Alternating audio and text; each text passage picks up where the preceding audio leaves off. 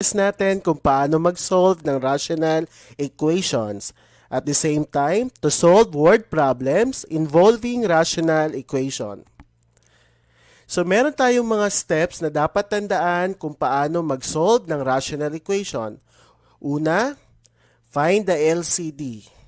Pangalawa, multiply both sides by the LCD. Pangatlo, check the solution. Kailangan natin i-check yung solution natin para maiwasan natin magkaroon ng extraneous solution or ma-identify natin yung solution natin, yung answer natin kung solution ba siya ng given equation. Halimbawa, 2 over x minus 3 over 2x is equal to 1 over 5. So, ang unang gagawin natin, hanapin natin yung LCD. So, ang denominator natin is x, 2x, and 5. So, ang LCD natin dyan is 10x. Hindi 10x squared kasi yung x di na yan. And then, multiply natin si 10x. So, multiply both sides by the LCD. So, i-multiply natin si 10x sa equation na given. And then, i-multiply natin isa-isa sa loob ng bracket. First, multiply muna natin si 10x kay 2 over x. Maka-cancel natin si x. Maiiwan si 10. Then, si 10, ita-times natin kay 2. And that is 20. Next, ita-times naman natin si 10x kay negative 3 over 2x. So, maka-cancel natin because 10 and 2. So, pwede natin i-cancel out yan. So, may maiiwan na tayong 5 dyan. So, si 5, ita-times natin kay negative 3 and that is negative 15. Dito naman sa kabilang side, si 10x, so dapat ito dito yan kay 5. So, 10x divided by 5, so ano yan? Anong may iwan dyan? 2x na lang. So, times natin kay 1, 2x times 1, that is equal to 2x. And then, simplify na natin. 20 minus 15, that is 5. So, 2x is equal to 5. Then, divide both sides by 2. So, therefore, our x is 5 over 2. So, yung pangatlong steps natin ay i-check natin si 5 over 2 gamit yung original equation kung ito ba ay solution ng given equation. So, ang gagawin nyo lang, substitute lang natin yung value ng x sa lahat ng x nitong given natin. So, papalitan nyo lang yung lahat ng x nyo ng 5 over 2. 2 over 5 over 2 minus 3 over 2 times 5 over 2 is equal to 1 over 5. So, pag dinivide natin yung 2 over 5 over 2, that will become 4 over 5 minus. So, ito, maka-cancel natin si 2. So, maiwan na lang si 5. So, kaya minus 3 over 5 is equal to 1 over 5. Since same yung denominator natin, so 4 minus 3, that is 1 over 5. So, check to. Ibig sabihin, si 5 over 2 is a solution ng given equation. Next. X plus 3 over x minus 1 is equal to 4 over x minus 1. Again, anong unang gagawin nyo? Find the LCD. So, ang LCD natin ay kitang-kita naman, parehas sila. That is x minus 1. And then, imumultiply si LCD sa given equation. So, x minus 1 times x plus 3 over x minus 1 is equal to 4 over x minus 1. And then, isa-isahin na natin times, imumultiply si LCD sa loob ng bracket. Okay, so, x minus 1 times x plus 3 over x minus 1, maka-cancel natin sa x minus 1. Anong may iwan? X plus 3 na lang. Sa kabilang side, so maka-cancel din natin si x minus 1. So, may iwan si 4 and that will be equals to 4. Simplify na, okay? Isi-simplify natin yung x plus is equal to 4. So, lipat lang natin si 3 sa kabilang side, sa right side. So, that will become x is equal to 4 minus 3. So, the value of x is 1. Pangatlong steps natin is to check. I-check natin si 1 kapag yan ay hindi extraneous solution. So, gamit yung original equation natin, papalitan natin lahat ng x ng 1. So, papalitan nyo lang, magsa-substitute lang kayo dyan. And then, So, papalitan ng x ng 1 and 1, ganun din sa baba, papalitan nyo din. Then, simplify nyo lang. 1 plus 3, that is 4. 1 minus 1, that is 0. Ganun din sa kabila, 4 over 0. So, nakita natin na ang denominator natin is 0. Ibig sabihin, magiging undefined yung answer natin. And that is a false solution. So, therefore, 1 is not a solution. So, ibig sabihin, ang equation na to ay walang solution. Kapag sa ganitong case, ibig sabihin, ang 1 dito ay tinatawag natin na extraneous solution. So, ano ba yung extraneous solution na yan? That is the apparent solution that does not solve its equation. Okay, another example. We have x over x plus 2 minus 1 over x minus 2 is equal to 8 over x squared minus 4. Okay, to find the LCD, so yung x plus 2 saka x minus 2 is a factor of x squared minus 4. So, ibig sabihin, ng LCD natin dyan is x plus 2 times x minus 2. And then, multiply both sides by the LCD. Okay, so imumultiply natin yung LCD natin sa equation. Isa-isahin natin, no? Isa-isahin. Okay, multiply x plus 2 times x minus 2 kay x over x plus 2.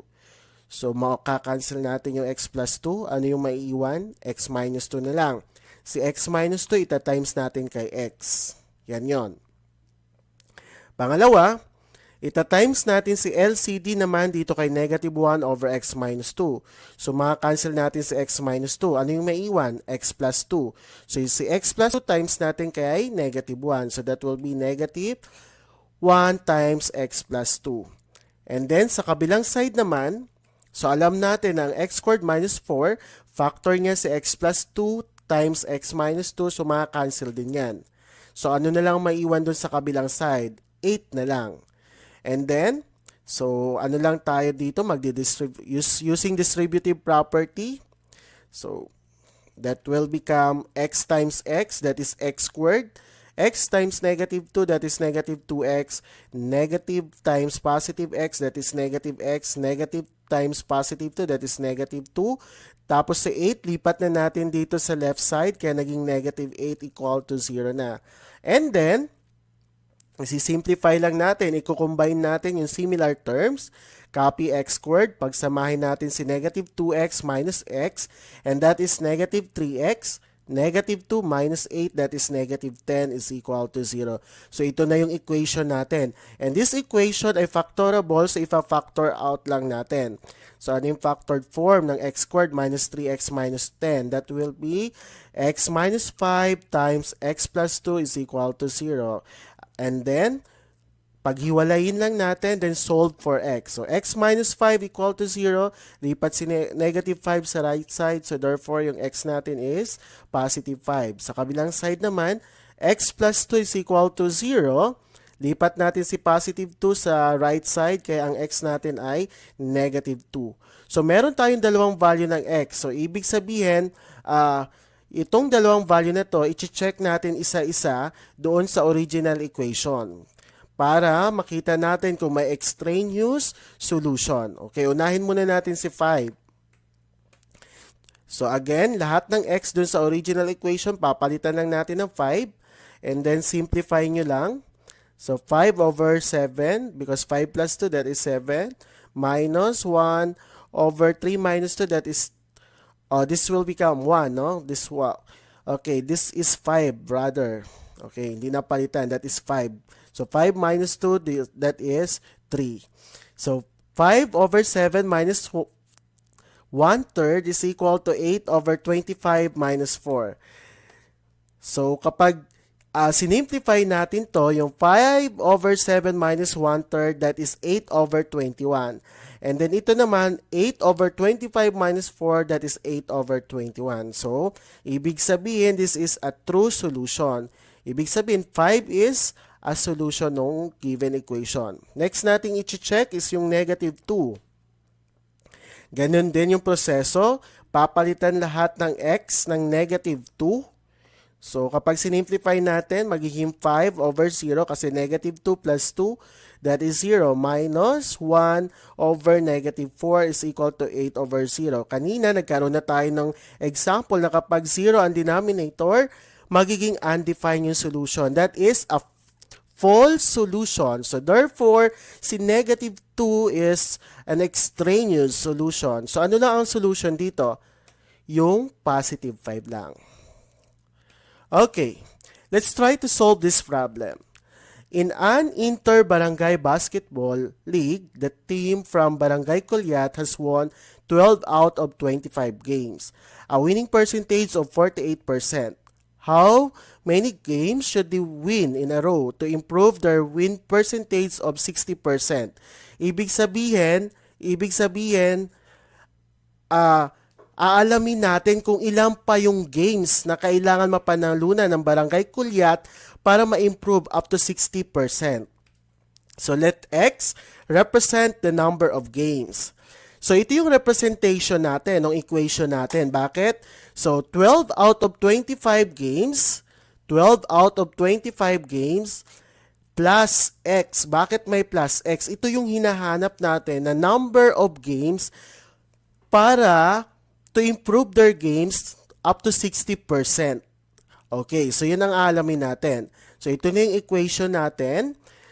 So gamit yung mga steps na tinuro ko kanina. So ano yung first step? Find the LCD.